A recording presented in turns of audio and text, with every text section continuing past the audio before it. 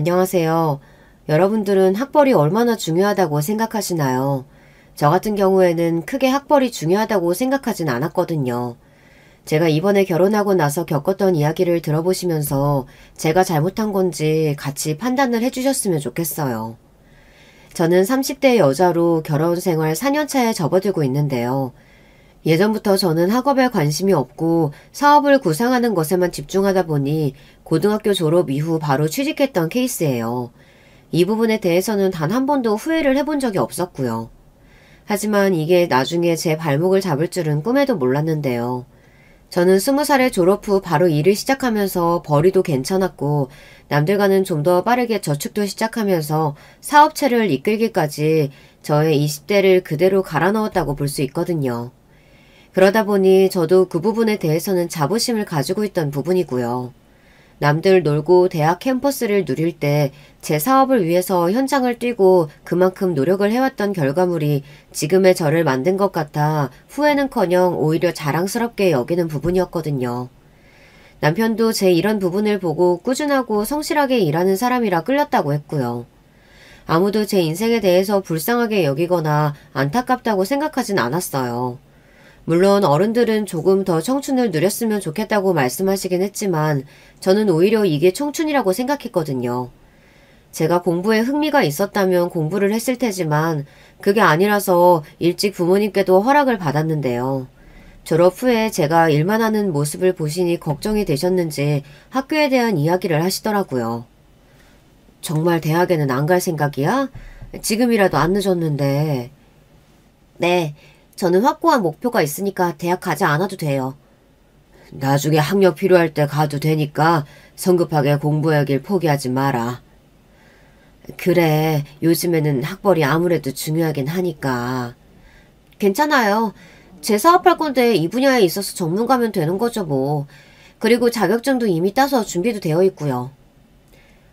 남들처럼 다 즐기고 가끔 일도 쉬면서 살면 좋을 텐데 어쩜 저렇게 고집을 피우는지.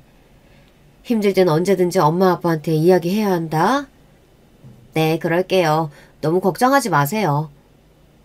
저는 부모님께서도 말릴 정도로 일개미로 살았던 만큼 자연스럽게 주변 친구들과는 다른 길을 걷게 되었는데요. 그래도 이 생활이 마음에 들었기 때문에 가끔 일 때문에 지치는 일이 있어도 다시 일어날 수 있었어요. 그럴 때마다 고등학교 친구들이 함께 있어줬고 20대 후반부터는 남편과 연애하면서 이겨낼 수 있었네요. 그만큼 노력한 끝에 제 사업체를 이끌게 되었고 지금은 한 회사의 CEO로서 잘 살고 있는데요. 저를 안 이꼽게 보는 사람이 생기면서 제 결혼 생활도 순탄하게 흘러가진 않았어요. 이렇게까지 심할 줄은 몰랐는데 갈수록 심해지니까 저도 더 이상 견딜 수 없더라고요. 사람에게 그렇게 무시당한 적도 처음인데 이 사건으로 인해서 제일 무서운 건 사람이고 또 사람만큼 배신을 잘하는 건 없다는 생각마저 들었어요. 신우가 절 마음에 들어하지 않는다는 것은 이미 연애할 때도 예상했던 일이었는데요. 당시 저를 마음에 안 들어하는 티를 팍팍 내고 있었거든요. 초반에는 왜 그런가 하고 이해가 가지 않았어요. 처음 인사를 했을 때는 저한테 명품도 없냐는 듯이 저를 까는데 사실 크게 타격을 입진 않았는데요. 안녕하세요. 현수씨와 교제하고 있는 이민지라고 합니다. 반갑습니다. 얘기 많이 들었어요. 아, 네. 안녕하세요. 근데 그렇게 입고 오신 거예요? 네? 아, 네. 깔끔하게 입으려고 했는데 제 옷차림에 문제가 있나요? 아, 아니요.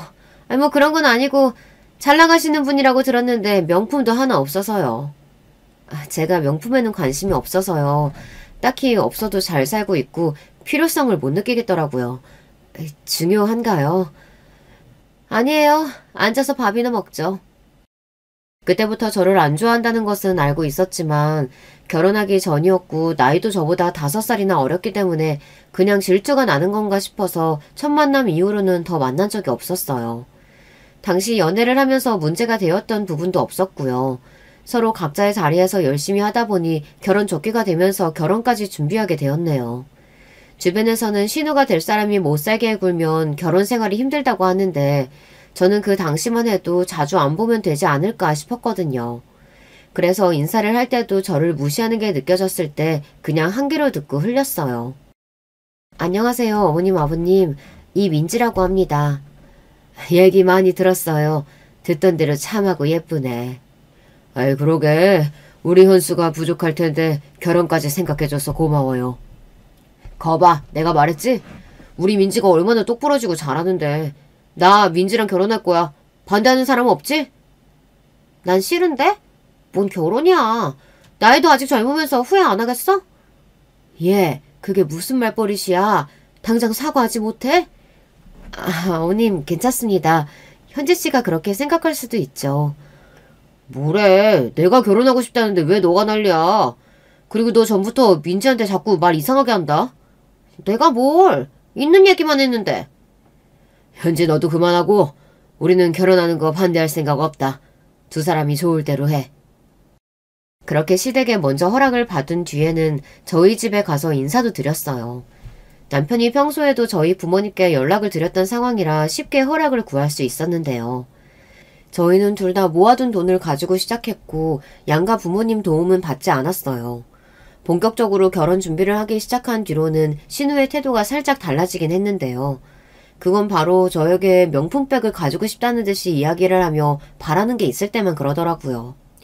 사실 시댁에 어느 정도 해야 될지 고민을 하고 있었는데 충분히 예단을 준비해서 보내주었어요. 적은 돈이 아니었고 충분히 가족 모두 꾸민비로 사용할 수 있는 돈이었는데요. 그 뒤로 신우에게 연락을 받았는데 어이가 없더라고요. 언니, 이번에 보내준 거 받았는데 솔직히 이 정도면 괜찮은 백 하나 사기도 힘들어요. 평소에 명품 안 사봐서 모르겠지만 이 정도일 줄은 몰랐네요. 아, 그래요? 근데 그 돈은 어머님께 드린 건데 아가씨가 어떻게 그렇게 정확히 아세요? 저는 필요할 때 쓰시라고 드린 거고 결혼할 때 서로 대화해서 정했던 부분이에요. 아니, 저는 꽁돈 들어오니까 이번에 평소 사고 싶었던 거 사려고 했다고요. 아직 결혼을 안 해봐서 모르나 본데 그건 아가씨가 정하는 게 아니고요. 저는 넉넉하게 드렸어요.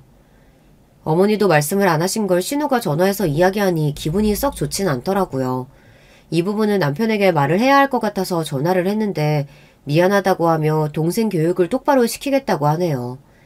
이때까지만 해도 참을만 했는데 갈수록 심해지는 것 같아 도저히 참을 수 없었는데요. 결혼하기 전부터 식을 하고 난 이후에도 트집을 잡으면서 절 괴롭히더라고요. 초반에는 나이 차이도 나고 신우가 어리다 보니 셈이 나서 그런 거라고 생각했어요. 하지만 갈수록 도를 지나치게 저를 간섭하고 또 시댁에 가는 일이 있으면 그렇게 저를 깎아내리더라고요. 저만 참으면 될 거라고 생각했지만 저를 무시하는 것은 물론 어머님 앞에서는 그러지 않고 꼭 둘이 있을 때만 저를 깎아내리면서 배운 게 없어서 그렇다는 둥 더 심하게 말하더라고요. 물론 저도 가만히 있었던 것은 아니에요. 저한테 어떻게 그렇게 말할 수 있냐고 이야기하면 본인이 틀린 말을 했냐면서 물어보더라고요. 갈수록 점점 상황이 불편해질 수밖에 없었어요. 남편도 중간에 차단을 잘 해주겠다고 하긴 했지만 둘만 있는 시간 동안에는 남편이 볼 수도 없었기 때문에 이걸 말할 기회도 없더라고요. 괴롭힘은 갈수록 심해졌고 최대한 무시하려고 해도 그게 잘 되지 않아 힘들었어요. 처음에는 제가 뭘 그렇게 잘못했나 싶었는데 주변에 결혼한 친구들에게 물어보니까 원래 시누이들은 다 그렇다면서 제가 이해하는 부분이라고 이야기했어요. 하지만 아무리 생각해도 인격 모두까지 하는 건 아니라는 생각이 들어 한번 뒤집었던 적이 있었는데요. 그건 바로 제 부모님에 대해 이야기를 했을 때였어요. 언니는 그동안 일만 해오면서 학업에 대한 욕심은 없었어요? 저는 목표가 뚜렷이 있었기 때문에 따로 신경 쓰지는 않았어요. 그렇다고 공부를 아예 안 한 건 아니라서 관련된 자격증도 따고 하다 보니까 굳이 대학에 대한 필요성을 못 느꼈을 뿐이죠. 저는 학업도 중요하다고 생각해서 언니처럼은 안 살려고 대학 가려고요. 지금 행복하다고 하시는데 저는 그렇게 안 보이거든요. 어떤 근거로 저한테 그렇게 말씀하시는진 모르겠지만 저는 충분히 행복해요. 부모님도 그렇게 생각하고 계실까요? 예전부터 느끼는 건데 저를 왜 그렇게 싫어하시는 거예요? 부모님 얘기까지 할 필요는 없잖아요. 뭐라 하는 게 아니고 제가 만약에 부모 입장이었으면 아쉬웠을 수도 있겠다 해서 말하는 거죠. 괜히 찔려서 그러시는 거죠? 예전부터 절 그렇게 까내리시는데 듣는 사람 생각 안 해요? 저는 언니 걱정돼서 한 말이었어요. 기분 나빴어요? 왜 나쁘지? 미안해요. 그런 이야기까지 들으니까 저도 모르게 스트레스를 받았던 것 같아요. 남편에게 이야기하니 당장 뒤집어 엎겠다면서 저한테 말리지 말라고 하더라고요. 그때 당시에는 저도 이야기를 해둔 상태였기 때문에 일단은 그냥 두라고 이야기했고 그 뒤로는 신우를 만나는 시간을 점차 줄여가기 시작했어요. 아무래도 가까이 생활하다 보니까 저희가 만나는 시간이 길었는데요. 점점 제 일도 바빠지고 신우도 대학교를 준비하면서 자연스럽게 멀어지더라고요.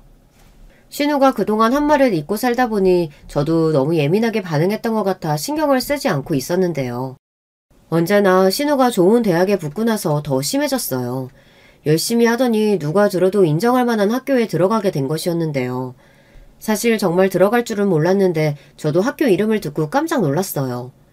미운 마음은 있었지만 그래도 시댁 식구들을 싫어하고자 하는 마음은 없었기 때문에 진심으로 축하하면서 대학교에 다니면서 가지고 다닐 만한 작은 가방을 준비했는데요. 제 나름대로 명품 가방을 사서 선물해 준다고 주었는데 저한테 코웃음을 치는 거 있죠. 그렇게 열심히 공부하더니 결국은 붙었네. 축하한다 우리 딸. 축하해요 아가씨. 이번에 제가 큰 건 준비 못했지만 대학교 다닐 때 가지고 다니면 좋을 것 같아서 가방 하나 사왔어요. 돈이 어디 있으셔서 이런 걸 사오셨어요? 언니가 드디어 명품 보는 눈이 생겼네요. 근데 크기가 너무 아쉽네. 큰 게 원래 좋은 건데. 뭐 어쨌든 애썼어요. 너는 전부터 언니한테 그게 무슨 말버릇이니? 성인이 됐으면 철을 들어야지.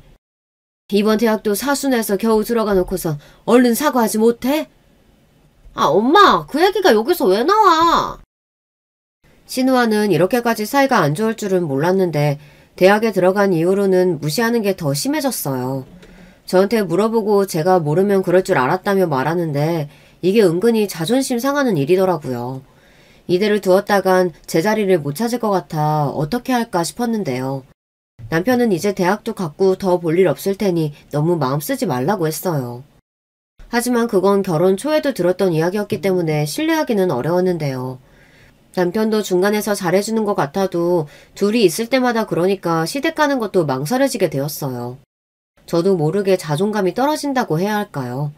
자신감이 넘치던 저였는데 계속해서 가스라이팅식으로 당하다 보니 저도 모르게 정말 대학에 안 간 내가 잘못인가 싶더라고요. 제가 이렇게 생각할 게 아니라 신우가 저한테 하는 말이 말도 안 되는 것인데 세상 가스라이팅이 이렇게 무섭다는 걸 느끼게 되었던 것 같아요. 신우의 지속적인 괴롭힘으로 인해서 어떻게 하면 쳐낼 수 있을까 고민을 했어요. 언제까지 저를 무시하면서 살지 대학에 잘 갔다는 이유만으로 저에게 내세울 게 생겼다고 느끼는 것 같아서 저도 그동안 제가 감춰두었던 금전적인 재력을 과시하려고 했지만 맞지 않는 일인 것 같았어요. 저에게는 신우도 있었지만 도련님도 한 분 계셨는데요. 신우가 제게 그런 말을 할 때마다 중간중간 제어도 해주셨는데 일이 바빠지시면서 오래 못 뵀거든요. 그러다가 결혼하신다고 손 아랫동서가 될 사람을 소개해 주셨어요. 안녕하세요. 얘기 많이 들었어요. 저는 이윈지라고 해요. 안녕하세요. 형님 부족하지만 앞으로 잘 부탁드려요. 아니에요. 앞으로 잘 지내봐요. 제가 생각했던 것보다 분위기도 좋았고 결혼한 뒤로는 서방님과 손 아랫동서와 만나면서 친해졌어요. 그러다가 명절에 모이게 되는 일이 있었는데 그때 신우가 동서에게 하는 행동을 보고 나서 충격을 받을 수밖에 없었는데요. 설거지하는 동서를 보더니 깜짝 놀라면서 이런 식으로 이야기를 하더라고요. 어머, 왜 설거지를 하고 계세요? 이런 건 다 민지 언니가 할 거예요. 귀한 손에 물 묻히면 안 되죠. 네? 그래도 형님이 혼자 다 하시기에는 어려우실 것 같아서 빨리 같이 하면 되지 않을까요? 언니가 3년 동안 저희 집 오면서 힘들어한 적 없어요. 설거지거리 별로 없네. 민지 언니 부탁해요. 그게 무슨 소리예요. 집안일은 같이 해야죠. 제가 진지하게 할 얘기가 있어서 그래요. 잘 부탁해요. 제 의견과는 관계없이 동서를 데리고 가는데 미안한 얼굴로 저를 보는 동서를 보니 입장이 더 난처하겠구나 싶어 그냥 그날은 설거지를 했어요. 뒤이어 들어온 시어머니가 왜 혼자 하고 있냐고 물어보신 뒤에나 다시 동서가 돌아오더라고요. 정말 죄송해요 형님. 저는 그냥 끌고 가서 어떻게 해야 할지 몰랐어요. 괜찮아요. 설거지도 별로 없었고 금방 끝났어요. 근데 아가씨는 왜 그렇게 형님을 싫어하는 거예요? 아, 느끼셨구나. 예전부터 그랬어요. 제가 학벌이 안 되거든요. 이유는 그거 하나뿐이에요. 요즘에도 학벌로 사람을 판단하나 봐요. 아가씨는 어디 나왔는데요? 서운대학 나왔어요. 저는 아가씨 학생 때부터 봤는데 지금이랑 다를 게 없어요. 그동안 혼자 힘드셨겠어요. 동서의 이야기를 들으니 저도 모르게 눈물이 핑 돌더라고요. 괜찮은 줄 알았지만 사실은 그게 아니었나 봐요. 그래도 손 아랫동서가 잘 들어왔다고 생각하고 앞으로 시댁생활이 조금이나마 편해질 수 있을 것 같았는데요. 저의 마음을 잘 이해해줄 줄 알았던 동서도 시간이 지나면서 신우와 별반 다른 게 없어졌어요. 처음에는 저를 위로해주길래 제 편이라고 생각했지만 갈수록 은근히 저를 무시하는 것 같더라고요. 신우랑 계속 붙어다니길래 뭔가 수상하긴 했지만 크게 신경을 쓰지 않았는데요. 하지만 이상하다고 느낀 게 처음이 아니었는데 갈수록 동서와의 대화를 하면서 뭔가 저를 무시하고 있다는 것을 느낄 수 있었어요. 형님, 이 단어 뜻 알고 계세요? 잘 모르겠는데. 이거 어려운 거 아니야? 아, 죄송해요. 요즘 중학교 애들도 이건 다 알거든요. 형님 영어 공부를 조금이라도 하셔야겠어요. 그래. 내가 알고 있는 철자와는 다르길래 다른 뜻 가진 줄 알았지. 그럼 제가 지금 틀렸다고 말씀하시는 거예요? 나도 영어 어느 정도 할 줄 아는데 저런 철자로 본 적은 없어. 대학도 안 나오셨는데 그걸 어떻게 알아요? 저는 심화과정 통해서 영어 배웠거든요. 동서의 말에 어이가 없을 수밖에 없었고 아무리 그래도 저한테 저렇게 말하는 건 정말 싸가지가 없는 거잖아요. 그래서 저도 더 반박하지 않고 이야기를 했어요. 대학까지 나왔다면서 이런 철자를 틀려도 되는 거야? 어차피 해석도 못하실 텐데 물어본 제가 바보네요. 아니 저번에는 나를 위로해주더니 지금 아가씨랑 다를 게 뭐야. 제가 아가씨 얘기 다 들어보니까 고졸에 지금 하고 있는 일도 마땅히 없다면서요. 그럼 얼마나 힘드시겠어요. 저를 조롱하는 듯한 말투 때문에 눈물이 나오는 것을 꼭 참고 다시는 그렇게 이야기하지 말라며 그 자리를 떴어요. 사실 여기까지 보면 계속해서 참은 제가 답답하게 느껴지실 수도 있는데요. 굳이 제가 사업을 한다는 이야기는 하고 싶지 않았어요. 일부러 말을 하지 않고 언제까지 저러나 하는 오기 때문에 그냥 넘겼던 것 같아요. 그러다가 남편에게 이야기했더니 불같이 화를 내더라고요. 결국에는 시어머니 앞에서까지 이런 일이 생기게 되었어요. 동생이라고 계속 봐주니까 세훈이가 네 친구인 줄 알아? 아니 솔직히 내가 뭘 잘못했어. 그냥 물어보고 싶고 물어본 건데. 언니 뭐 기분 나빴어요? 매번 앞에서 그렇게 무시하는데 그럼 기분이 안 나쁘겠어요? 반대로 생각해봐요. 틀린 말 한 것도 아니고 고졸 출신이 우리 집안에 들어왔다는 것 자체가 마음에 안 들어. 그렇다고 해서 인격 모독까지 하면 안 되죠. 거기다가 동서까지 꼬드겨서 둘 다 저를 무시하잖아요. 언니, 그거 피해망상이에요. 어떻게 보면 애정이 있으니까 저희도 그런 거죠. 솔직히 말해서 신우이의 말을 100% 공감하기는 어려운 점이 있었어요. 어떻게 위한다는 사람이 깎아내리면서 이야기할 수 있는지 저는 힘든 시간을 보내고 있을 때 본인은 위로라고 생각을 했다는 게 화가 나더라고요. 진지하게 이야기를 하면서 어떻게 하면 제 위치를 다시 찾을 수 있을까에 대해 고민을 하게 되었는데요. 저는 지금 제가 하고 있는 일을 열심히 하면서 그냥 돈만 잘 벌어서 그걸 과시하면 분명히 신우이가 저에게 아양을 떨 거라고 생각했어요. 저는 그 시기를 기다리기 위해서 그동안 신우이가 이야기했던 것들을 한 귀로 흘리면서 그때만 기다리고 있었어요. 얼마나 좋은 직장을 갈지에 대해서 기대를 했는데요. 하지만 신우는 제 예상과는 다르게 좋은 대학을 나왔지만 꽤 오랜 기간 백수 생활을 하더라고요. 제가 생각했을 때 적합한 복수 시기는 지금이라고 생각해서 동서와 신우를 누르기로 했어요. 저만의 방식으로 그 두 사람을 저한테 쩔쩔매게 할 수 있는 방법은 생각보다 쉬운 편이었는데요. 동서와 신우는 둘 다 일을 하지 않고 있었기 때문에 그 부분에 대해서 건드리면 예민하게 반응할 거라는 걸 생각하고 있었거든요. 아니나 다를까 이번에 어머님 생신 때 제가 거하게 돈 꽃다발을 준비해서 가니 깜짝 놀라는 두 사람의 표정을 보니 재미있었어요. 어머니, 이번에 준비한 꽃다발이에요. 어머, 정말 예쁘구나. 이거 뭐지? 이거 잡아당기면 되는 거니? 손잡이 그대로 쭉 늘이시면 돼요. 어머니께서 꽃다발에 있는 손잡이를 잡아당기시자 현금이 줄줄이 나오기 시작했는데요. 100만 원은 넣어 보이는 액수에 어머님도 아버님도 놀라셨지만 가장 놀란 건 신우와 동서였어요. 어머 언니, 이번에 너무 무리하신 거 아니에요? 안 그래도 일을 요즘 잘 못하시는 것 같던데. 그러게요. 안 그래도 저도 물어보고 싶었는데 이런 거 할 거면 같이 하시지. 그럼 부담도 덜었을 텐데. 아쉽네요. 괜찮아요. 이 정도는 아무것도 아니에요. 어머니가 좋아해 주시니까 오히려 좀 더 빨리 해드릴 걸 후회가 되네요. 너는 아직도 취업 준비 중이냐? 나이를 먹었으면 밥값을 해야지. 명문대 나오면 뭐하냐? 취업을 못하는데. 조금만 기다려봐.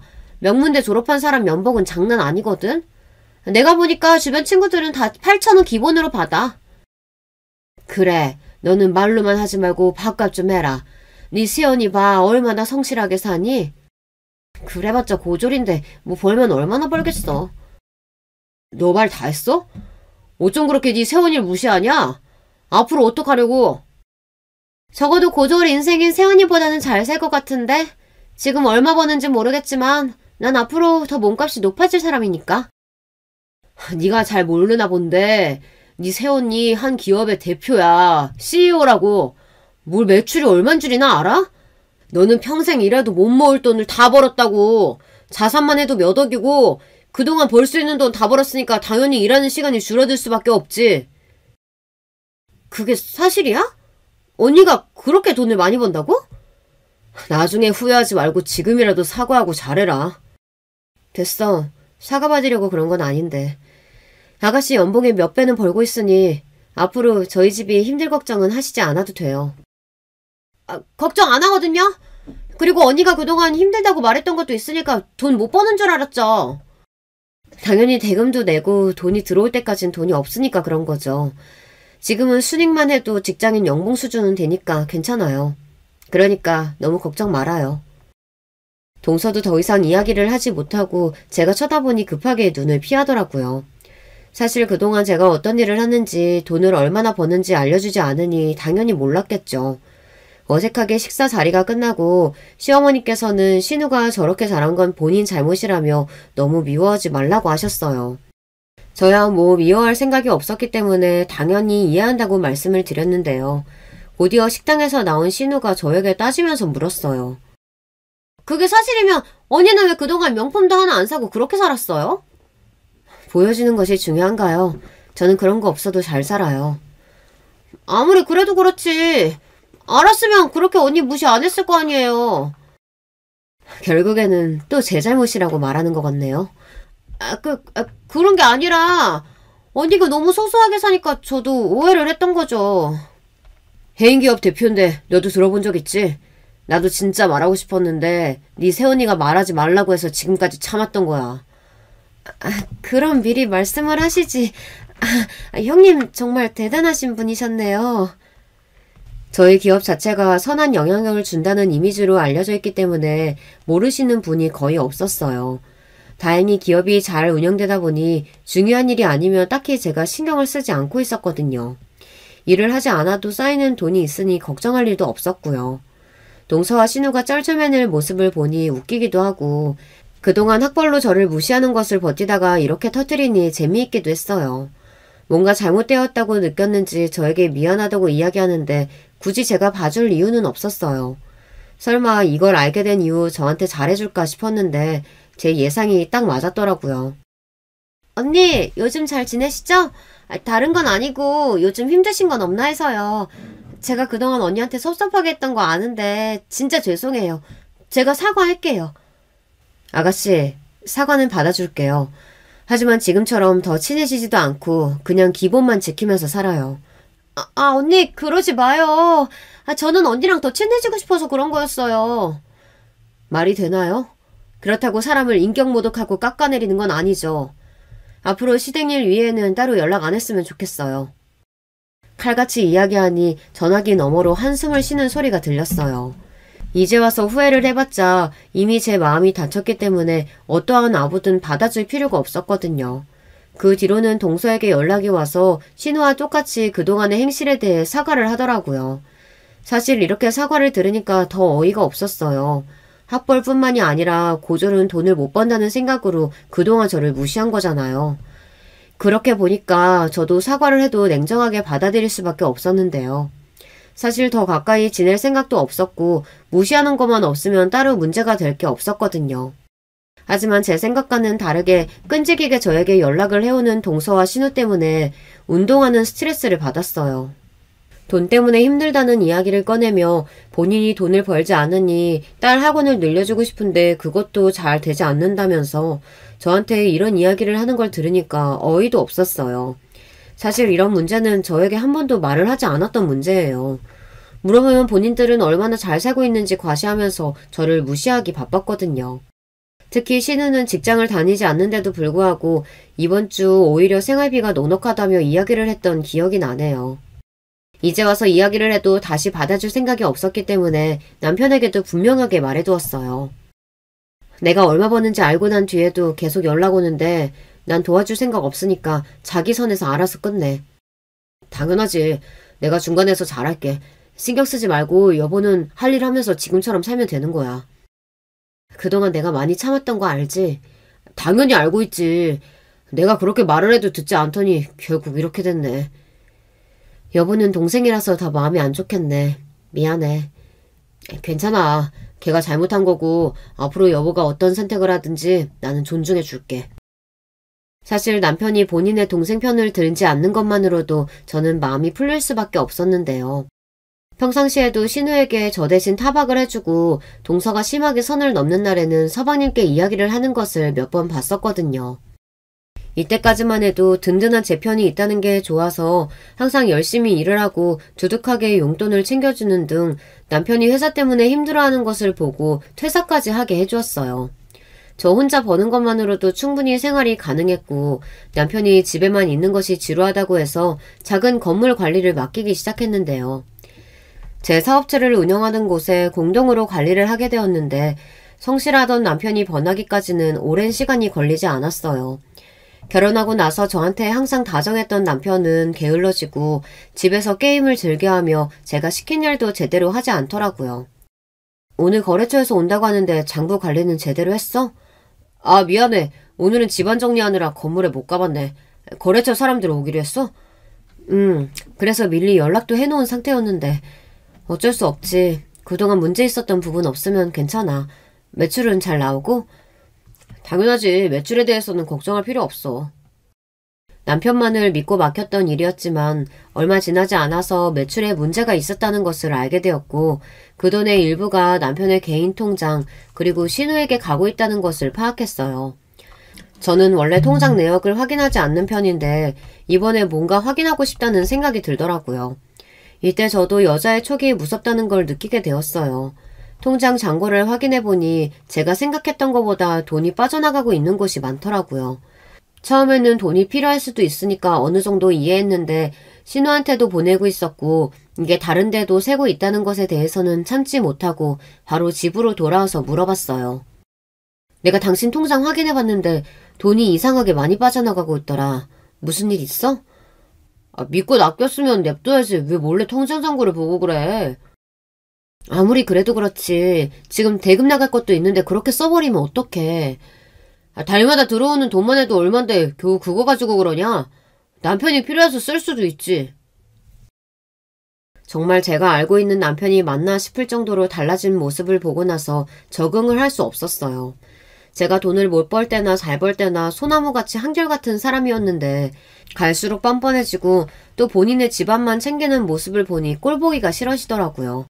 심지어 저희 집에서 하고 있는 사업인데 본인의 동생들까지 사업장을 내주려고 하는 것을 보고 난 뒤에는 더 이상 참을 수가 없었어요. 당신 정말 너무한 거 아니야? 지금 신우 통장으로 들어가는 돈이 얼만지는 알고 지금 그러는 거야?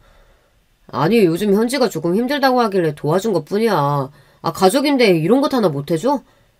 아니, 그게 아니라 그 전에 했던 말들은 뭐고 이제 와서 아가씨 도와주는 거야? 여보, 다 지난 일 가지고 아직까지 그러면 어떡해.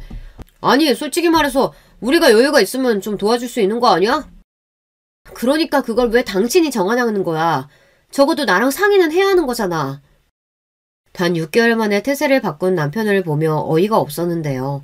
신우와의 대화를 발견한 뒤로는 그동안 저에게 왜 그렇게 잘해주는지 알 수 있었어요. 그건 바로 제 재산을 노리고 그랬던 것인데요. 아, 매일 일만 하는 옆편에 돈만 많으면 뭐하냐? 쓸 줄도 모르는데. 뭐야, 언니 새언니 돈 잘 벌어? 고조 주제에 진짜 성공해버렸네. 예전에는 그냥 하는 말인 줄 알았는데 그게 아니더라고. 아, 그래? 대박. 그럼 나 명품백 같은 것도 막 사주고 그러나? 그러겠냐? 지금 나한테 쓰는 돈도 많지 않은데 다 투자하겠다고 난리야. 언제까지 이렇게 살아야 하나. 월 수익이 억대면 뭐해? 내가 못 쓰는데. 그럼 최대한 잘해주면서 아양을 떨어야지. 오빠가 재산 받아야 나도 콩고물이 좀 떨어지지 않겠어? 나한테 다 방법이 있어. 뭔데? 좋은 방법이라도 있는 거야? 그냥 오빠 좋은 남편 만들어주는 방법이지. 그냥 오빠는 계속 언니 편만 들어. 내가 무슨 말을 하던지. 대화 내용을 보니 일부러 신우는 저를 긁으면서 미움을 샀던 것이었고 동서도 마찬가지였어요. 남편은 제 재산을 조금이라도 본인 것으로 만들려고 그동안 쇼를 했던 것이더라고요. 이걸 알게 된 이상 충격을 받을 수밖에 없었어요. 하나뿐인 제 편이라고 생각을 했는데 그게 아니었으니까요. 대화 내용을 보고 나서는 남편을 도저히 전처럼 좋은 사람으로 볼 수 없었어요. 또 자산이 많다 보니까 당장 이혼을 하기에는 어떻게 해야 할지 잘 모르겠더라고요. 뭔가 더 증거가 있으면 모를까 이 증거만으로는 재산 분할도 해줘야 할 것 같아 유책 배우자가 되도록 만드는 방법뿐이었어요. 그래서 저는 사람을 써서 남편이 어떤 생활을 하고 있는지에 대해서 알아보기 시작했어요. 여러분들이라면 본인을 돈으로 보는 사람과 결혼 생활을 지속할 수 있으신가요? 사실 사랑하는 마음이 있으면 어려울 수 있긴 하지만 저는 예전부터 제 자신을 낮게 평가하는 사람들을 상종할 필요 없다고 느꼈던 사람으로서 남편에게서 받은 상처 그리고 배신감 때문에 바로 이혼을 결심할 수 있었거든요. 남편의 사생활을 보고 나서는 충격의 연속이었는데요. 제 돈을 펑펑 쓰는 것은 물론 본인의 명의로 차까지 구입을 했더라고요. 게다가 차 안에서 내리는 사람이 바로 동서였어요. 얼마나 다정한지 두 사람 눈에서 꿀이 떨어지는 눈빛을 보니 사진을 보면서 저도 모르게 눈물이 고이더라고요. 저에게 한없이 다정했던 사람인데 이렇게 될 줄은 꿈에도 몰랐어요. 제 자산을 탐내는 것은 물론 바람까지 피우는 것을 알게 된 이상 유책 배우자로 이혼 소송을 걸 수밖에 없었죠. 그리고 상간녀 소송까지 같이 걸기로 했어요. 증거를 충분하게 모은 뒤에 해야 하는 만큼 싫어도 좋은 척하면서 포커페이스를 유지하고 있었는데요. 이걸 어떻게 터뜨리면 좋을까 하고 생각을 하다 딱 좋은 날이 있더라고요. 그건 바로 저희의 결혼 기념일이었어요. 5주년이 된 기념으로 다 같이 만나기로 했거든요. 신우 그리고 동서와 제 남편을 위한 파티를 계획하기로 했어요. 그 자리에서 불륜 그리고 대화 내용을 모두에게 공개하는 것이었는데요. 미리 영상을 만들어두고 그동안 모았던 자료들을 토대로 이혼 서류까지 준비할 수 있었어요. 준비하는 과정에 있어서 힘든 점도 있었지만 한편으로는 마음이 씁쓸하더라고요. 그래도 몇 년을 함께했던 사람인데 그동안의 일들이 주마등처럼 스쳐 지나갔어요. 사람이 이렇게까지 변할 수 있구나라는 것을 느꼈고 자상하고 저를 지지해주던 사람에게 배신을 당하니 사람에 대한 의심이 더 깊어지더라고요. 준비를 철저하게 마치고 양가 부모님과 형제들을 모아서 제가 계획했던 파티가 시작이 되었어요. 아무것도 모르고 저를 보며 사랑한다고 웃고 있는 모습을 보니 역겹기도 했네요. 모두들 이 자리에 와주셔서 감사해요. 오늘 저희 8주년을 축하해주러 오신 분들을 위해서 좋은 소식을 영상으로 알려드리려고 해요. 이건 남편 몰래 준비한 건데요. 같이 영상 시청해주세요. 언제 이런 걸 준비했어? 난 아무것도 준비 못했는데. 고마워. 괜찮아. 오늘의 주인공은 당신이니까. 고맙다는 이야기를 들으니 영상을 보고 나서도 고맙다고 말을 할 수 있을까 싶더라고요. 곧이어 영상이 틀어졌고 영상 속에서는 신우와 남편의 카톡 대화 내용 그리고 동서와 같이 애정행각을 나누는 장면들이 나오기 시작했어요. 결혼 기념일을 축하하기 위해 모였던 자리는 금세 아수라장이 될 수밖에 없었는데요. 저게 도대체 뭐야? 김서방, 말 좀 해보게. 지금 내 딸을 두고 바람을 핀 거야? 장모님, 아닙니다. 영상 끄세요. 이게 무슨 일이니? 아이고. 당신 정말이야? 어떻게 우리 형이랑 불륜을 저지를 수가 있어? 동서는 아무 말도 하지 못했고 그저 얼굴이 빨개진 채 고개를 바닥에 떨구고 있을 뿐이었어요. 신우는 저를 보며 악질이라고 욕을 해댔고 저희 부모님께서는 화를 참지 못하시고 당장 이혼하라며 소리를 지르셨죠. 걱정 마세요. 이혼 준비는 마쳤고 모든 책임은 남편에게 있으니 그에 맞는 보상을 저에게 해야 할 거예요. 당신 일부러 이런 일 꾸민 거야? 그동안 어떻게 내 행실을 안 거야? 다 아는 방법이 있지. 당신이 일하는 곳은 내 사업장이고 그리고 그 근방에 거래처들이 있는데 간도 크게 여자랑 돌아다니는 모습이 내 귀에 안 들리겠어? 물론 개인적으로 알아본 것도 있지만 너무 당당해서 따로 안 맡겨도 자료를 충분히 얻을 수 있었어. 동서는 나한테 할 말 없나? 죄송해요. 잘못했습니다. 자기야, 내가 진짜 미쳤었나 봐. 한 번만 용서해줘. 제발. 저 사람이랑 진짜 딱 두세 번 데이트한 게 끝이야. 데이트 한두 번은 바람 아니야?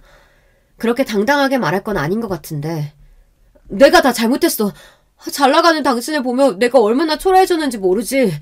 그걸 채워준 사람이었을 뿐이야. 나한텐 당신이 우선이라고. 뭐요? 언제는 제가 세상에서 제일이라고 하며 꼬실 땐 언제고. 이렇게 된 마당에 뭘 숨기겠어요. 형님, 맞아요. 저희 1년 정도 만났어요. 동서의 충격적인 발표에 모두가 경악을 했고 저 역시 충격을 받을 수밖에 없었어요. 단 몇 개월일 줄 알았던 불장난이 1년 정도 되어간다는 것을 듣고 남편에게 그대로 뺨을 올릴 수밖에 없었죠. 넌 진짜 재활용도 안 되는 쓰레기구나. 지금까지 내가 너한테 해줬던 건 모든 것들 다시 뱉어내야 할 거야. 건물은 물론 불륜과 관련해서도 따로 청구할 테니까 그렇게 알고. 여보, 제발 한 번만 봐줘. 부탁이야. 김서방, 더 이상 내 딸 부르지 말게. 난 이 결혼 더 이상 이어가는 게 무슨 소용이 있나 싶네. 두 사람 그냥 이혼해. 사부인, 조금만 더 생각을 해주세요. 아들 잘못 키운 제 탓입니다. 제발 한 번만 용서해주세요. 잘못했어요. 생각이 짧았습니다. 저를 무시하던 신우까지 사과를 하기 시작했고 이혼에 대한 결정을 물을 생각이 없었던 만큼 바로 돌아서 부모님과 나왔어요. 부모님께서는 늦게 알아서 미안하다고 하셨는데 그건 부모님의 잘못이 아니잖아요. 이제 앞으로 어떻게 하는지가 더 중요하기 때문에 괜찮다고 말씀드렸어요. 저는 좋은 마음으로 남편을 도와주고 잘했던 것인데 그게 뒤통수로 날아올 줄은 몰랐는데요. 이렇게 된 이상 그냥 넘어가서는 안 될 것 같아 제가 할 수 있는 건 다 했어요. 변호사 선임부터 시작해서 제 재산을 지키기 위해 노력했지만 어쩔 수 없이 넘어가는 것은 있더라고요. 마음이 불편하긴 했지만 동서에게는 오히려 위자료를 받으면서 끝이 났습니다. 두 사람의 관계는 어떻게 될지 모르겠지만 여기서 제일 큰 피해자는 아마 서방님과 시부모님이 아닐까 싶어요. 제가 듣기로는 시아버지는 그때 남편이 성인이 되고 난 뒤 들지 않았던 몽둥이까지 드셨다고 하니 말 다 했죠. 세아가 미안하다. 그동안 우리가 잘 알지 못했어. 괜찮아요, 아버님. 제가 마음이 넓지 못해서 죄송해요. 맞아 죽어도 싼 놈이다. 걱정 말고 앞으로 네 인생 살아. 알겠지? 저에게 전화해서 미안하다고도 하시고 다시 만나라고 하는 것은 염치가 없는 것 같다고 말씀을 또 하셨어요. 저도 모르게 눈물이 났고 잘 살아보려고 했던 제 인생이 무너지는 느낌을 처음 받았네요. 그동안 당당하게 제가 하고 싶었던 일들 하면서 사회적으로도 인정을 받았는데 이렇게 동서 남편 신우에게 배신을 당하고 나니 생각이 많아지는 것 같아요. 스스로 홀로서기를 시작한 지 이제 막 3달째인데 아직도 남편에게는 미안하다는 문자가 오고 있어요. 평소 저에게 하지 못했던 말이라면서 장문으로 편지를 써주기도 하고 신우도 정말 미안하다며 사죄의 문자를 보내더라고요. 나는 당신이랑 다시 붙을 생각 없으니까 더 이상 연락하지 않았으면 좋겠어. 마지막으로 내 이야기 한 번만 들어줘.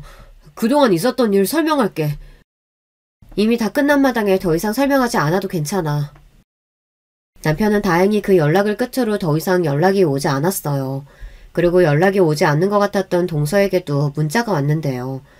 본인은 처음에 호기심으로 시작한 관계가 이렇게 깊어질 줄 몰랐다는 내용이었는데 그동안 저를 무시해서 미안하고 또 이런 상황을 만든 게 본인 탓 같아서 죄스럽다는 이야기였어요. 한 가정을 파탄내놓고 사과만으로 이 상황을 넘기려고 하는 것 같아 마음에 들지 않았지만 저는 더 이상 답장을 하지 않았어요. 내용의 끝을 보니 서방님도 이혼을 하신 것 같더라고요.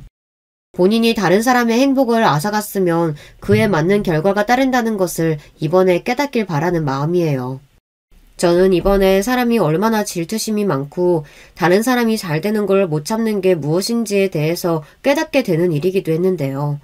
저는 제 스스로 잘 되어서 다른 사람에게 베풀면서 살아가고자 했지만 오히려 이것을 악용하는 사람이 있을 줄은 몰랐어요.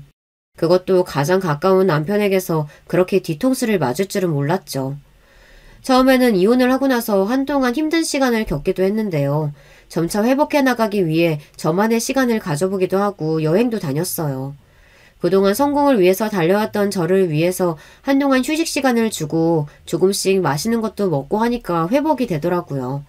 간혹 저희 부모님께서 괜찮냐고 물어보시긴 하지만 저에게 조심스러운지 다른 방식으로 접근을 하시기도 했어요. 딸, 이번에 백화점 신상 나왔다는데 가볼래? 그래, 기분 전환 겸 가보자. 어때? 괜찮아요. 저 이번에 해외여행 다녀오려고요. 혼자만의 시간이 필요해서요. 그래, 충분히 시간 가지고 회복하길 바랄게. 그 집 식구들은 더 이상 생각도 하지 마. 앞으로 네가 얼마나 잘 사는지 보여주는 게 가장 좋은 복수야. 괜찮다고 생각했지만 아버지가 하는 말씀에 저도 모르게 눈물이 핑 돌 수밖에 없었는데요. 그래도 남편의 본심을 빨리 알아채고 제가 이루었던 것들을 모두 잃기 전에 끝이 나서 다행이라고 생각해요. 또 좋은 대학을 나왔던 신우는 지금 저희 하청업체에 입사를 지원했다는 소식이 들려왔는데요. 제가 면접관으로 참여하니까 얼굴이 새하얘지더라고요. 어찌나 웃기던지. 이제는 분노라기보다는 그 사람들이 한심스럽고 또 한편으로는 어리석다는 생각을 했던 것 같아요. 여러분들은 학벌이 정말 중요하다고 보시나요? 저는 이번에 학벌이 아닌 사람이 어떤 것을 중요시 여기느냐에 따라서 인성이 달라진다는 것을 느낄 수 있었는데요.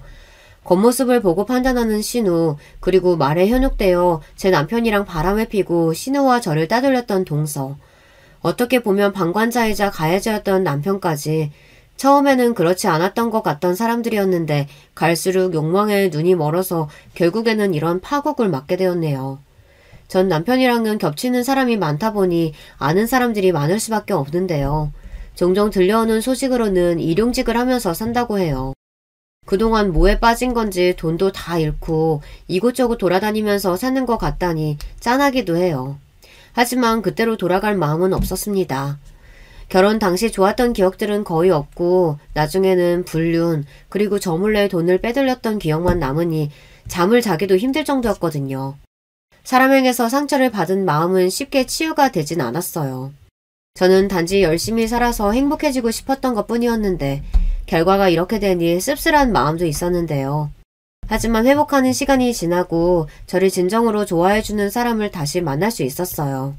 아직 재혼에 대한 생각까지는 아니지만 오로지 저를 좋아하는 사람을 만난 덕분에 이전보다 행복한 연애 생활을 하고 있는 중이에요. 자산에 대해서 걱정 없이 살 수 있었던 시댁 식구들은 결국 파국을 맞이했고 학벌로 저를 무시했던 신우는 공장에 가서 일을 한다는 이야기를 들었어요. 사람은 인성이 먼저 되어야 한다는 것을 느끼게 되었네요.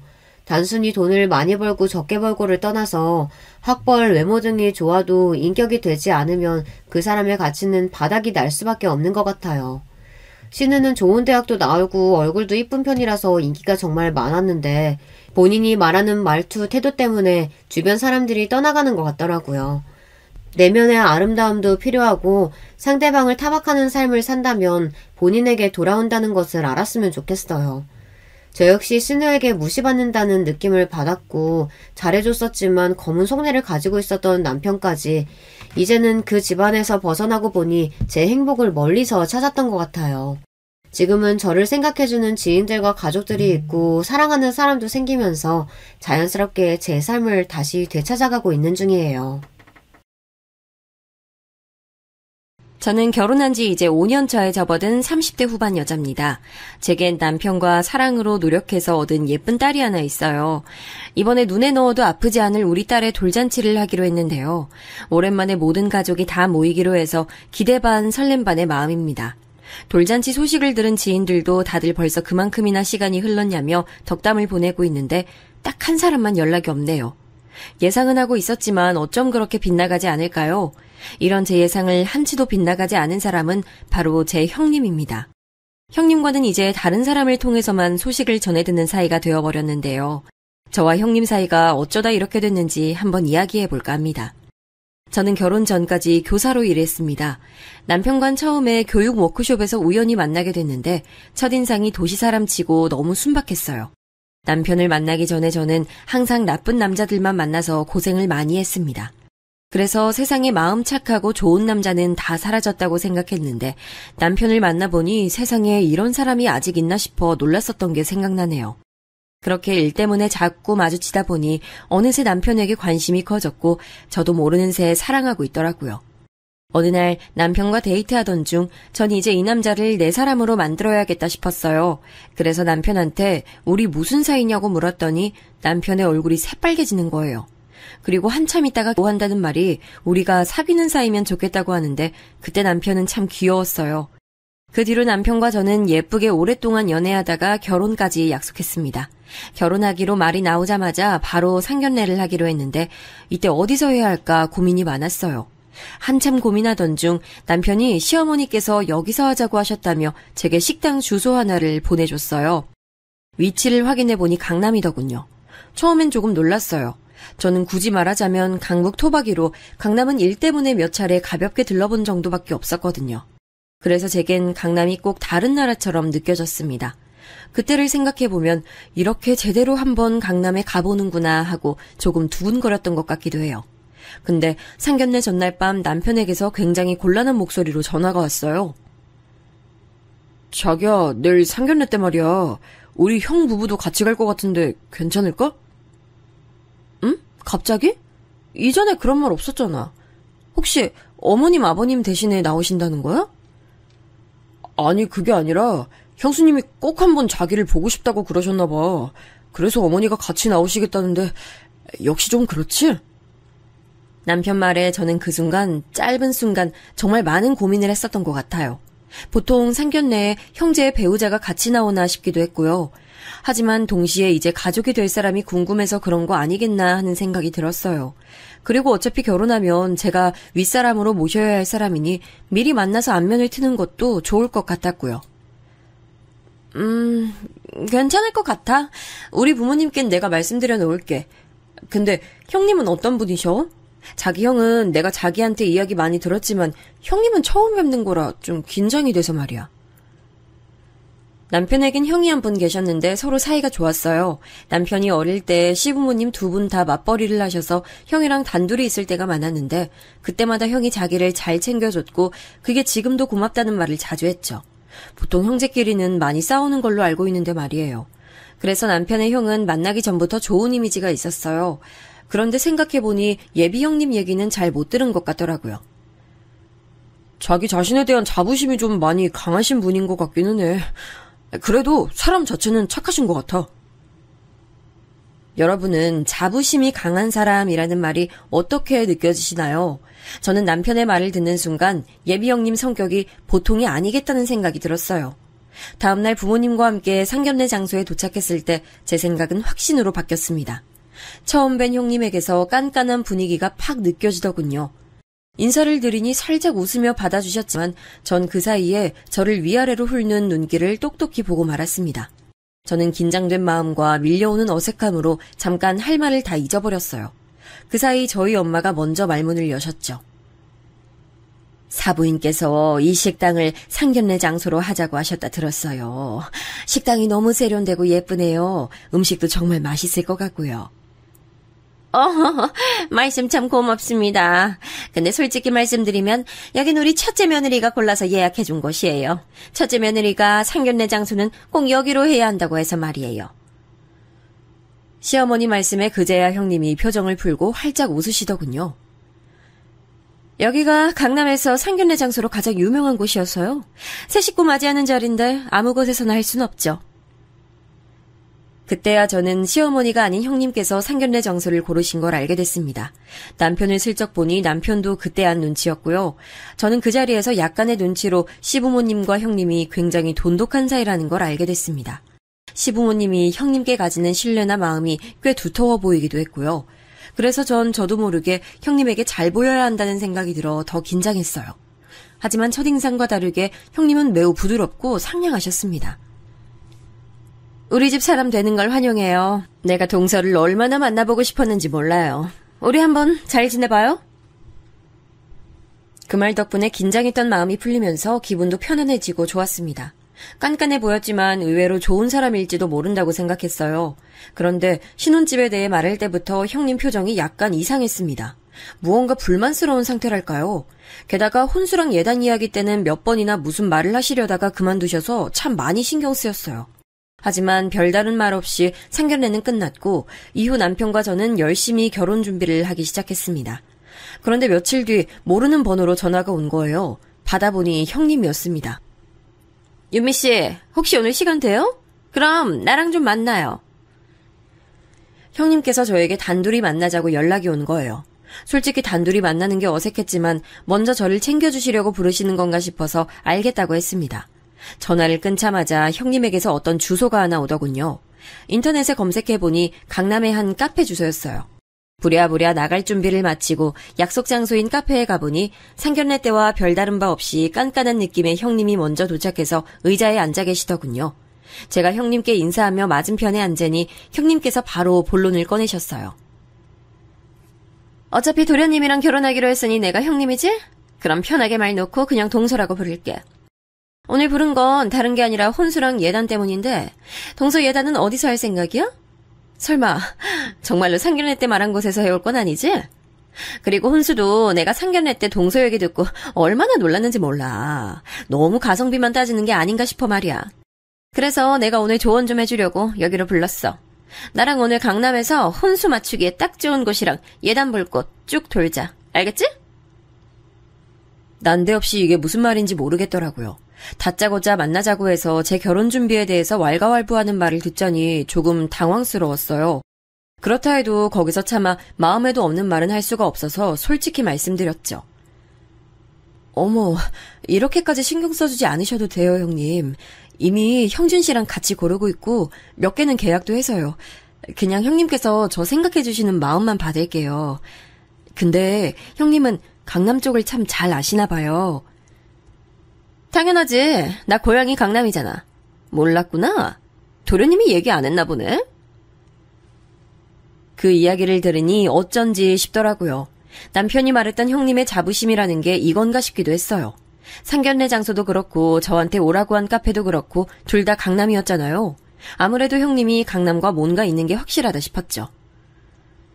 그런데 동서는 고향이 어디야? 저번 상견례 때 내가 물어보려다가 잊어버렸지 뭐야? 전 서울이에요. 태어나서 쭉 서울에 살았어요. 아, 서울. 그러니까 강북이라는 거지? 난 또 내가 도련님한테 동서에 관해서 물어도 통 말을 안 해주길래 어디 말 못할 촌구석인 줄 알았는데 그건 또 아니었구나? 저는 형님 말씀에 살짝 당황했습니다. 제 출신이 진짜로 말 못할 촌구석이었다면 어떻게 하려고 그렇게 말씀하시는지 모르겠더라고요. 기분이 좋진 않았지만 거기서 뭐라고 한마디 했다가 생길 여러 가지 일들이 제 눈앞에 훤히 보였습니다. 아직 결혼식 전인데 벌써 사이라도 틀어지면 나중엔 어떻게 될지 상상만으로도 머릿속이 시끄럽더라고요. 그래서 속상한 사람 마음 달래준다는 기분으로 그날 카페에서 온종일 형님 말씀에 미소로 화답하기만 했습니다. 그렇게 형님과 헤어지고 저는 이제 결혼식 전까지 형님과 딱히 연락할 일이 없을 거라 생각했어요. 그런데 제가 너무 안일했던 것 같아요.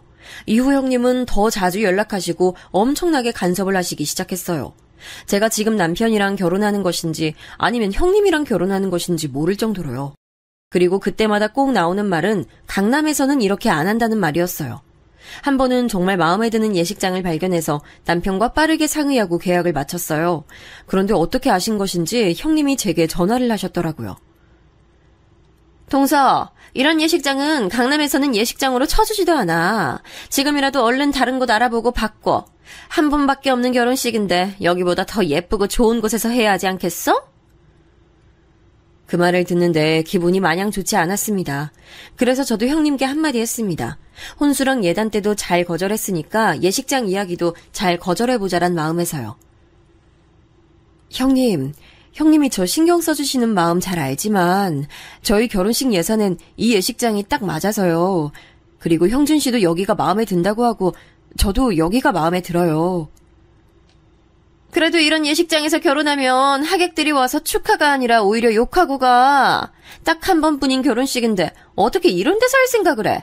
내가 예식장 사진 봤는데 크기도 생각보다 작고 식장 장식도 별로야. 강남에서는 제일 끝낮은 예식장이어도 여기보다 몇 배는 더 좋아. 이렇게 말끝마다 강남 이야기를 하면서 비교하는데 점점 짜증이 나더라고요. 고향에 대한 자부심이 넘치는 건 좋지만 그걸 다른 사람에게까지 강요하면 안 되는 거 아닌가요?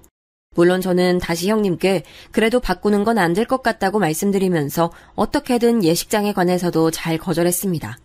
그렇게 우여곡절 끝에 저는 남편과 결혼식을 올렸어요. 형님은 결혼식 당일에도 이런 데서 하는 게 본인 마음이 아프다는 둥 자꾸 투덜거리셨죠. 오죽 투덜거렸으면 축하해주러 온 친구들이 저분은 누구신데 저런 말을 하냐면서 저를 걱정할 정도였어요. 제가 우리 형님이라고 말하며 어떻게든 두둔하려고 했는데 너무 많이 말해서 입이 아플 지경이었죠. 이후 신혼여행까지 잘 다녀오고 저와 남편은 같이 마련한 신혼집에서 생활을 시작했습니다. 신혼집은 시댁에서도 친정에서도 적당한 거리에 있었던 터라 번갈아 가면서 자주 뵙기 좋은 위치에 있었어요. 근데 문제는 형님 댁이었습니다. 형님 댁은 저희 신혼집에서 좀 멀리 떨어져서 자주 찾아뵙기 부담스러웠어요. 그런데 자꾸만 형님이 저보고 자기네 집에 놀러오라고 그렇게 연락을 하시는 겁니다. 물론 형님이 아무 이유 없이 놀러오라는 건 아니었습니다. 제가 갈 때마다 형님은 같이 먹으려고 준비했다며 맛있는 음식을 내주시거나 인기 있는 카페에 절 데려가서 같이 바람을 쐬거나 했었죠. 근데 점점 이 모든 게 제 기분을 자꾸 안 좋게 만드는 겁니다. 시간이 지날수록 형님이 은근히 저와 제 부모님을 무시하는 말을 하시기 시작하셨거든요. 동서는 이런 거 안 먹어봤지? 이게 강남에서 진짜 유명한 음식점에서 파는 거야. 너무 맛있지 않아? 동서도 이제 이렇게 고급진 거 먹고 살아야지. 언제까지 맨날 강북 음식점만 돌아다닐 거야. 내가 주소 찍어줄 테니까 다음에 동서 부모님 모시고 꼭 한번 가봐. 근데 갑자기 고급스러운 음식 들어가면 속이 놀란다던데. 소화제라도 챙겨가셔야 하는 거 아닌지 몰라. 같이 무슨 음식을 먹을 때마다 저런 말을 하시니 속이 부대껴서 먹기가 싫어지더군요. 때로는 저를 본인 집으로 불러놓고 철진한 옷들을 죄다 꺼내서 보여주셨는데요. 제 앞에서 패션쇼라도 하듯이 옷을 몇 번이나 갈아입고 어떠냐고 묻고는 결국 마지막에 하는 말이 다 강남 백화점에서 산 옷들이라며 자랑에 자랑을 늘어놓으시는 거예요. 이거 내가 다 강남 백화점에서 산 옷들인데 동서 줄 테니까 입고 다녀. 동서 입는 옷들 볼 때마다 내가 꼭 옷 좀 사줘야지 싶었어. 근데 동서, 저번에 우리 만났을 때 입은 옷 어디 거야? 솔직히 말해봐. 그냥 인터넷 쇼핑몰 같은 데서 대충 산 거지? 이제 동서 나이면 품위 있는 옷을 입어야지 아무거나 입는 거 보기 안 좋아. 물론 동서 몸이 막 태가 나는 건 아닌데 그래도 그런 옷들 몇 개보다 강남 백화점 옷 하나가 100번 낫지. 그러시면서 제 의견은 전혀 상관없이 막무가내로 자기가 입던 옷들을 막 싸주는 겁니다. 거기서 다 거절은 못하고 싸주는 옷의 반 정도만 받아왔는데 집에 와서 살펴보면 그렇게 썩 좋은 옷들도 아니었어요.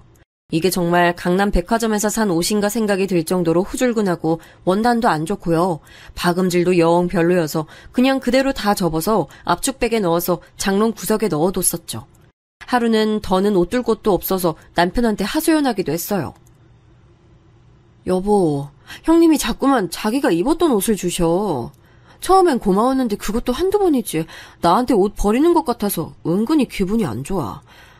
아, 이걸 막 버릴 수도 없고 처치곤란이야 정말. 좋은 게 좋은 거지 뭐. 형수님이 자기 생각해서 준다는 거잖아. 그리고 공짜로 옷 생기는 거라 생각하면 괜찮지 않아? 난 누가 공짜로 옷 주면 좋을 것 같은데. 남편은 워낙에 무던한 스타일이라 화도 잘 안 내고 사람들이랑 싸우지도 않아요. 그래서 스트레스도 잘 안 받는 성격이었죠. 그런데 허허 웃으면서 저한테 그렇게 말하니 속이 너무 답답한 거 있죠. 영 제 마음을 이해 못하는 것 같아서 속이 복받친 저는 그동안 형님이 제게 했던 말들을 남편한테 하나씩 말했습니다. 그리고 그때 있었던 일 중 속상했었던 일도 이야기했죠. 매번 강남 이야기를 얼마나 하시는데, 그리고 내가 모시고 가는 곳은 다 강북이라고 눈치도 엄청나게 주셔. 한 번은 형님에게 매번 받기만 하는 것 같아서 저도 형님을 모시고 유명하다는 카페를 갔었습니다. 인터넷에서도 호평 일색이었고 커피 맛도 정말 좋은 곳이라고 해서 열심히 알아보고 모시고 갔죠. 그런데 도착했을 때부터 형님 표정이 굳으시더니 내내 아무 말도 안 하시는 거예요. 원래 카페 가면 사진을 100장쯤 찍으시는 분인데 그날은 사진 한 장도 안 찍고 커피도 한 모금만 마시고 다른 디저트에 입도 안 대시더라고요. 형님, 여기 마음에 안 드세요? 여기 진짜 유명한 곳인데 사진 찍기도 너무 좋고 커피 맛도 정말 좋아서 인기 만점이에요. 그래? 여기가 말이야? 그렇게 찜찜한 반응을 보이시던 형님은 집에 돌아가시자마자 제게 장문의 문자를 보냈습니다. 내용의 골자는 제게 크게 실망했다는 거였습니다. 동서, 내가 그동안 데리고 다닌 게 얼만데 아직도 안목이 그 정도밖에 안 돼? 아무리 유명해도 그래봤자 강북이잖아. 그리고 난 하도 동서가 커피 맛 좋다길래 기대했는데 정말 별로였어. 강남 카페들은 강북 쪽이랑 쓰는 원두도 달라서 커피 맛이 확 차이가 나거든? 난 입맛이 예민해서 그런 거 바로 알아차리는 사람이야. 그리고 내가 동서 생각해서 시간 내서 간 건데 사진 찍을 곳도 마땅치 않아서 너무 속상했어. 동서 마음은 알겠지만 다음엔 조금 더 생각해보고 장소를 정했으면 좋겠어. 그때 얼마나 당황스럽던지. 그러니까 제가 알아보고 모신 카페가 강북이라서 마음에 안 들었고 그래서 사진도 안 찍고 커피도 안 드셨다는 거잖아요. 그럼 그 자리에서 이야기하시지 온종일 사람 불편하게 아무 말도 안 하고 집 가서 문자로 이야기할 건 또 뭐랍니까? 제가 그 이야기를 남편에게 했더니 뭔가 생각났다는 표정으로 저를 보더군요. 하긴 형수님 고향이 강남이었지? 그래서 그런가? 우리 부모님한테도 그런 이야기 꽤 한 것 같긴 해. 근데 부모님은 별말 없으시던데? 형수님이 그렇게 말하셔도 악의는 없어서 아마 한 귀로 듣고 흘리시는 게 아닐까? 자기도 형수님이 너무 그러면 그냥 듣고 잊어버려. 그리고 형수님한테 또 연락 와서 자기 불러내면 이번엔 내 핑계라도 대면서 나가지 마. 알겠지? 남편 말을 듣고 생각해보니 시부모님은 형님에 대해서 좋은 감정만 있으신 것 같았어요. 그래도 남편이 그렇게 말해주니 아주 조금이나마 마음이 풀리더군요. 그날부터 저는 형님이 하는 말들은 한 귀로 듣고 한 귀로 흘리기 시작했어요. 가끔 남편과 약속이 있어서 못 간다고 핑계도 대면서 말이에요. 제가 만남을 줄이기 시작하니까 형님도 연락해오는 횟수가 줄었어요. 그렇게 모든 게 잠잠해지는가 싶던 차에 갑작스러운 소식을 들었어요. 어느 오후에 시어머니께 연락이 와서 남편이 퇴근하면 꼭 같이 시댁으로 오라고 하시더라고요. 그래서 남편에게 말하고 퇴근 시간에 맞춰서 시댁에 갔더니 시부모님과 함께 형님 부부가 계셨어요. 근데 형님이 굉장히 심각한 표정이신 거예요. 어머님, 아버님, 저희 왔어요. 형님 잘 지내셨어요? 근데 형님 왜 이렇게 표정이 안 좋으세요? 무슨 일이라도 있으세요? 그래, 둘째네 왔니? 오느라 수고했다. 이제 다 왔으니 얘 얼른 말 좀 해봐라. 도대체 중대하게 말할 게 있다는 게 뭐야? 형님이 하실 말씀이 뭔진 모르겠지만 아마 저희가 와야 말씀드리겠다고 했던 것 같았어요. 시어머니 말씀에 형님은 말없이 가방에서 상자 여러 개를 꺼내서 하나씩 돌리더라고요. 저는 받자마자 이게 뭔가 싶어서 열어봤는데 글쎄 그 안에 임신 테스트기가 있는 거예요. 두 줄이 선명하게 떠있는 임신 테스트기를 보고 저는 직감적으로 형님이 임신하셨다는 걸 알았어요. 어머 형님, 설마 임신하신 거예요? 아이 너무 잘 됐네요. 축하드려요. 제가 소리치니까 그제야 옆에 계시던 시어머니도 깜짝 놀라시면서 이게 그 말이냐고 형님에게 막 물으시더라고요. 이거 정말 사실이냐, 애미야? 네, 저 임신했어요. 어머님, 아버님 많이 놀라셨어요? 동서도 깜짝 놀랐지? 형님이 막 웃으시면서 말씀하는데 저도 그때는 너무 기뻤어요. 형님 부부는 그동안 아기를 참 많이 원하셔서 공을 많이 들이셨는데 아기가 잘 안 찾아왔었거든요. 그래도 포기하지 않고 노력하신 결실을 보게 돼서 제 일도 아니었지만 얼마나 기뻤던지요. 그날 시부모님도 너무 기뻐하시고 난리가 났어요. 그 자리에서 시부모님이 형님에게 두둑하게 축하금까지 주셨어요. 그날 집으로 돌아가기 전까지 내내 형님께 얼마나 축하한다는 말을 많이 드렸는지 몰라요. 그리고 그 다음날 형님께서 제게 아침 일찍 연락하셨어요. 동서, 이번 주말 시간 괜찮아? 나랑 같이 쇼핑 안 갈래? 배 불러오기 전에 필요한 것들이 좀 미리 사두려고 하는데 같이 가줬으면 해서 말이야. 사실 좀 내키지는 않았어요. 이번에도 강남 어딘가로 갈 게 뻔했으니까요.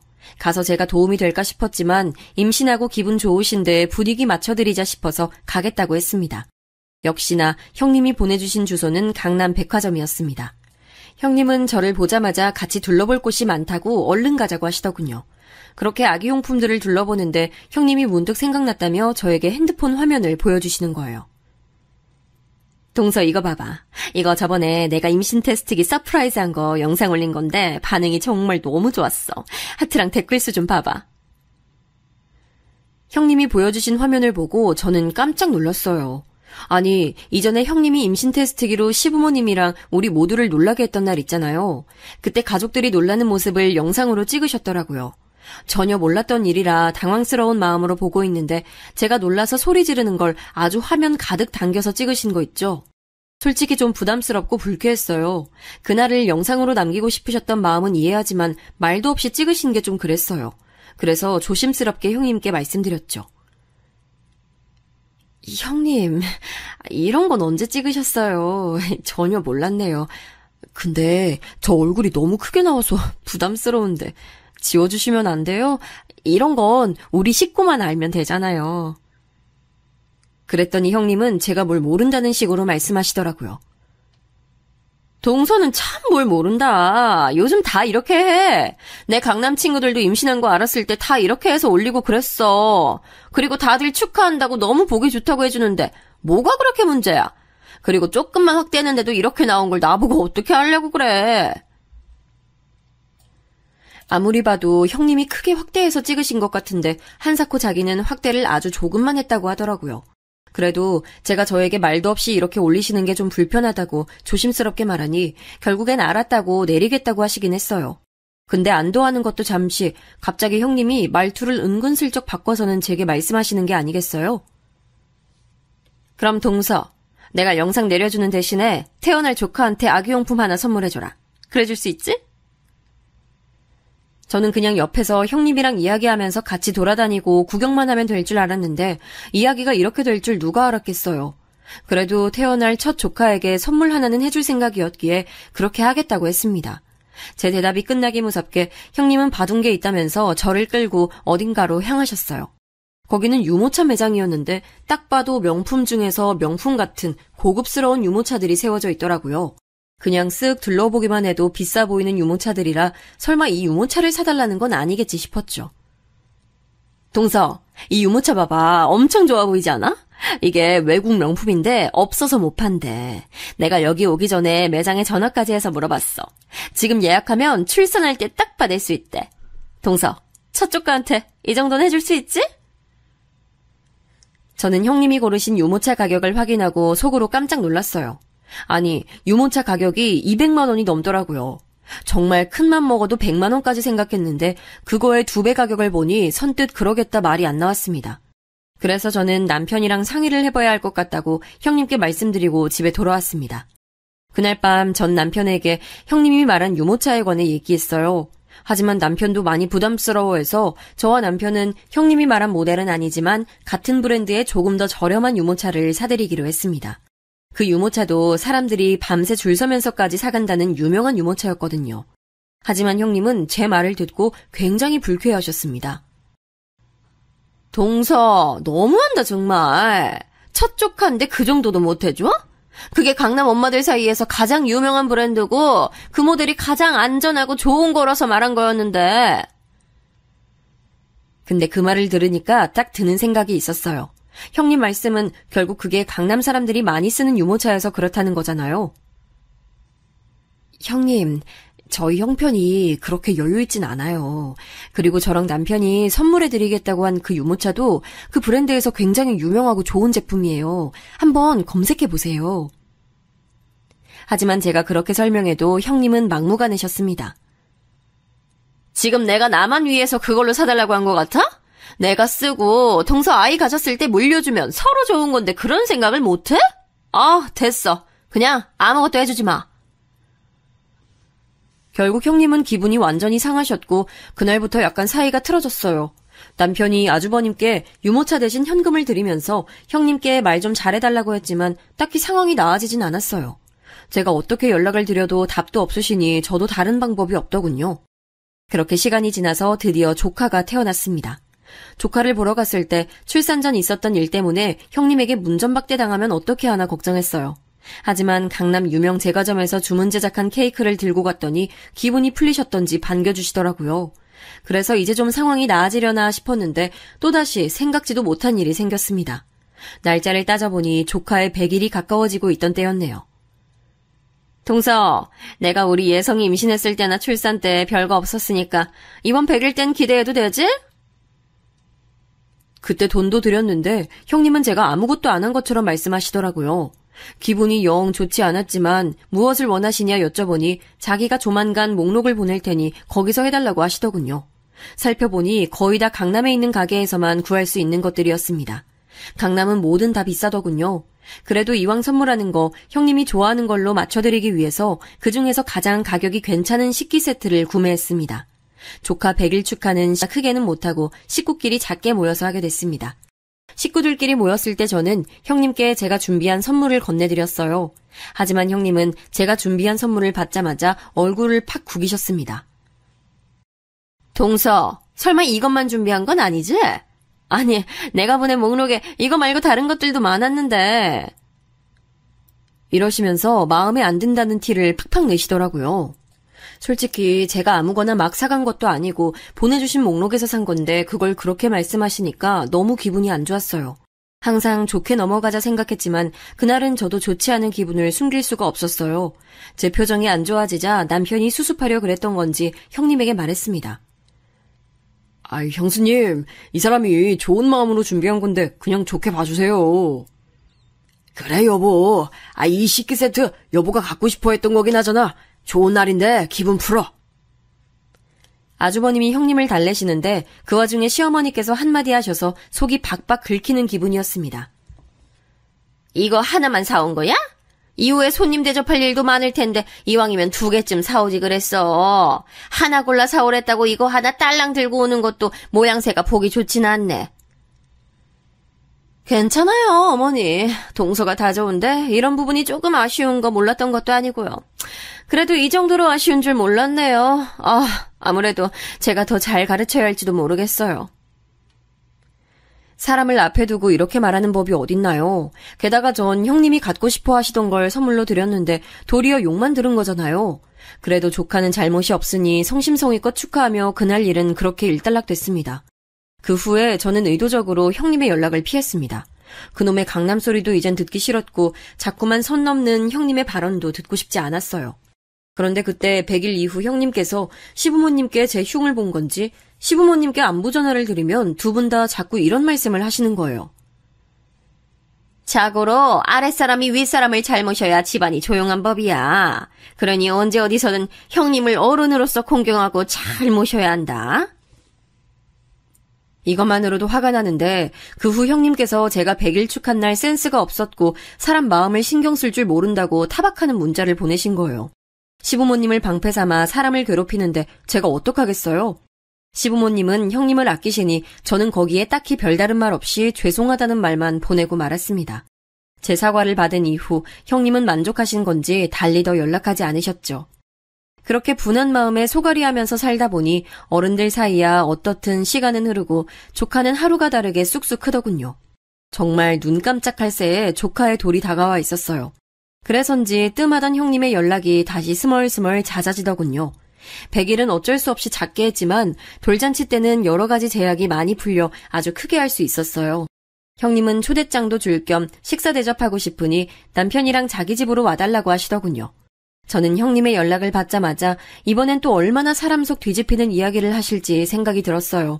그래서 마음의 준비를 단단히 하고 갔습니다. 형님 집에 도착해 신변잡기식의 이야기를 좀 나누고 있으니 자연스럽게 형님이 돌잔치 초대장을 주셔서 받았습니다. 아주 예쁘고 고급지게 잘 뽑으셨더라고요. 금박도 들어가 있는 초대장을 유심히 보고 있으니 형님께서 말씀하셨어요. 이번에 우리 예성이 돌잔치는 강남 호텔에서 하려고 해. 여기 예약하는 게 하늘의 별 따기보다 더 어려웠다니까. 사진 한번 볼래? 형님이 보여주신 사진의 호텔은 정말 멋지긴 하더군요. 게다가 서비스도 좋아 보여서 저는 참 멋있다고 얼마 정도 맞장구를 쳤죠. 그랬더니 형님께서 은근한 표정으로 말을 꺼내는 겁니다. 진짜 멋있지. 그래서 말인데 이번에 우리 예성이 돌잔치 올 때 이 호텔 급에 맞게 준비해서 와줬으면 좋겠어. 이번에 내 강남 친구들이랑 지인들도 다 불러서 하객 수준이 좀 많이 높거든.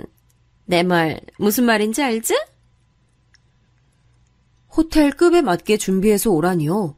사실 저희가 어련히 알아서 할 일인데 형님께서 그렇게 눈치를 주니 또 속이 상하는 겁니다. 하지만 그렇게 말하는 형님 앞에서 대뜸 뭐라고 할 수도 없고 그냥 알겠다고 대화를 마무리해버렸어요. 그날 식사하는데 생각만 가득해서 음식이 입으로 들어가는지 코로 들어가는지 모를 정도였습니다. 그렇다고 첫 조카 돌잔치를 안 갈 수도 없고 이래저래 마음이 많이 심란했어요. 자기야, 예성이 돌잔치 말이야. 도대체 얼마나 준비를 해서 가야 하는 건지 모르겠어. 내가 아무리 열심히 준비해도 형님 마음엔 안 들 것 같은데. 그래도 우리 집 첫 조카인데 어쩔 수 없지. 형수님이 조금 유난이신 것 같아도 너무 기쁘고 좋은 마음이어서 그런 걸로 생각하자. 남편 말을 듣고 보니 어렵게 얻은 아이의 첫돌이니까 기쁘고 축하하고 싶은 마음이 얼마나 클지 어느 정도 형님의 마음에 공감은 가더라고요. 그래서 형님께 들었던 말 때문에 상한 마음을 고쳐먹으려고 했습니다. 그러나 저는 곧 마음을 바꾸고자 했던 과거의 제 자신을 참 어리석다고 생각하게 됐습니다. 그것도 바로 조카의 돌잔치에서 말이죠. 그날 저는 형님의 당부대로 호텔급에 맞게 준비를 해서 돌잔치 장소에 도착했습니다. 찾아보니 돌잔치 하객 의상을 대여해주는 곳이 있더라고요. 그래서 그날 남편에게는 비싼 양복을 입히고 저는 팔자에도 없던 드레스를 빌려 입고 작은 명품 손가방까지 빌려서 단단히 준비하고 호텔로 갔습니다. 근데 호텔 앞에 차를 대고 내리는 순간 제 이름을 부르며 소리치는 목소리가 들렸어요. 동서! 미쳤어? 지금 여길 2차 타고 온 거야? 내가 제발 수준 좀 맞춰달라고 했지? 그런데 소나타를 끌고 오면 어떡해? 제게 소리친 건 다름 아닌 형님이었어요. 형님은 미쳤냐는 말을 연발하면서 제게 달려오시더군요. 저는 형님에게 와줘서 고맙다는 따뜻한 말은 못 듣더라도 욕은 안 먹을 거라 생각했었어요. 그런데 오자마자 형님의 꾸중을 들으니 너무 얼떨떨하면서도 그동안 참았던 분이 욱하고 올라오더군요. 저는 적당히 없는 형님의 꾸중에 처음으로 말대꾸를 했습니다. 형님, 소나타가 뭐 어때서 그러세요? 호텔 안에 저랑 남편이 들어가지 차가 들어가는 것도 아닌데 그럼 제가 뭐 차도 맞춰서 끌고 왔어야 했던 거예요? 아니, 누가 이런 호텔에 소나타 같은 차를 끌고 와? 동서 정말 정신이 있는 거야 없는 거야? 내가 이전부터 동서 이런 쪽에 센스 없는 건 알았어도 오늘 같은 날에도 이럴 줄은 정말 몰랐어. 나 정말 쪽팔리니까 그냥 이대로 돌아가. 수준 맞춰달라고 해서 기껏 예쁜 드레스도 입고 비싼 명품 가방도 빌리고 남편도 힘들게 시간 내서 조카의 첫 돌잔치에 온 건데 형님은 바로 그 자리에서 그냥 돌아가라고 하는 거예요. 사람을 무시해도 너무 무시하는 거 아니겠어요? 형님의 그 말에 저는 얼마나 화가 났던지 손발이 차가워지고 온몸이 부들부들 떨리더군요. 저와 함께 있던 남편도 그때는 형님의 말씀에 화가 났는지 한마디 하더라고요. 형수님, 아무리 그래도 말이 너무 심하신 거 아닙니까? 이 소나타 저희 아버지가 저한테 물려주신 제게는 소중한 차예요. 오늘 예성이 돌잔치라 신경 많이 쓰신 거 알아서 저희도 최대한 요구사항에 맞춰 준비하고 왔는데 그렇게 말씀하시니 섭섭하네요. 서방님만 섭섭한 거 아니에요. 저도 지금 너무 섭섭해요. 그렇게나 말씀드렸는데 차가 이게 뭐예요? 오늘 제 강남 친구들이랑 아는 사람 다 모였는데 예성이 삼촌이 이런 보잘것없는 차를 몬다는 소리가 나오게 해야겠느냐고요? 남편의 얼굴도 화가 나서 굳어지고 저도 너무 화가 나니까 눈앞이 시뻘개지는 느낌이 들더라고요. 지금 말 다 한 거냐고 제가 소리치려고 하려던 그때 시부모님과 형님의 친정 부모님이 도착하셔서는 저희에게 무슨 일이냐고 물으시더군요. 이게 무슨 일이야? 너희들 지금 싸우는 거니? 아무것도 아니에요. 어머니, 전 안에서 아직 준비할 게 남아서 먼저 들어가 볼 테니까 천천히 들어오세요. 두 집안 어른들 앞에서까지 큰 소리를 내진 못하시겠던지 형님은 화난 표정으로 입술을 앙다물고 그냥 휙 가버리시더군요. 어찌나 어처구니가 없던지 화를 내야 할 사람은 저랑 남편이었는데 말이죠. 아무튼 저는 거기서 시부모님께 형님이 방금까지 하셨던 말을 다 말씀드렸습니다. 저나 남편을 욕하는 일은 도저히 참을 수가 없어서 말이에요.